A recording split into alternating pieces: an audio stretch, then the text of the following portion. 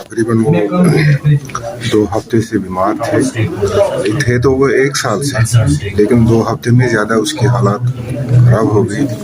फिर 1 हफ्ते में उसके हमने डॉक्टर कंसल्ट किया, लेकिन डॉक्टरों ने यही मशवरा दिया कि आप इनको घर में ही रखो। वहाँ से ही उन्होंने दवाई का पूरा लिस्ट देकर इसका यही दवाई इसका दे दो, लेकिन अस्पताल लेने की कोई ज़रूरत नहीं। उसके बाद 1 हफ्ते के बाद वो 26 तारीख को की डेथ।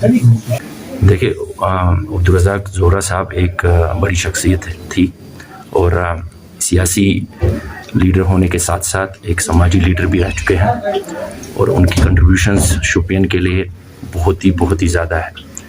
वो उनकी एक सादगी थी, सादगी से अपनी ज़िंदगी बसर करते थे, उस चीज़ के लिए वो बड़े फेमस थे। और उनमें एक सबसे बड़ी खूबी ये थी कि वो अपने आप को इन हालात में भी लोगों के लिए अपना टाइम निकाल के अपने आप को हाजिर रखते थे।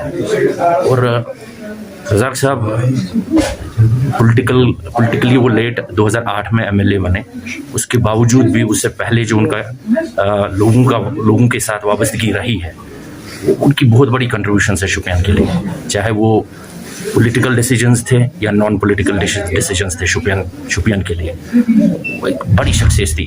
तो ओवरऑल ये खाली PDP का लॉस नहीं है, ये एक ह्यूमैनिटी का लॉस है, ये ओवरऑल शोपियान के लिए, इस इलाके के लिए, हालांकि पुलवामा के लिए भी एक लॉस है। जो आपको लग रहा है कि मतलब इसकी जगह कोई और लिख सकता है जिस तरह ये थी?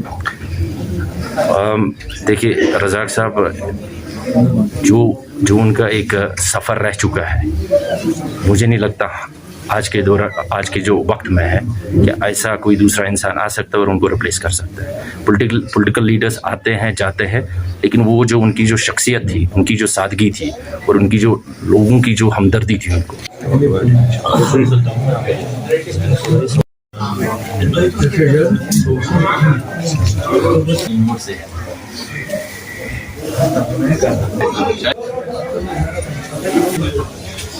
इंशाल्लाह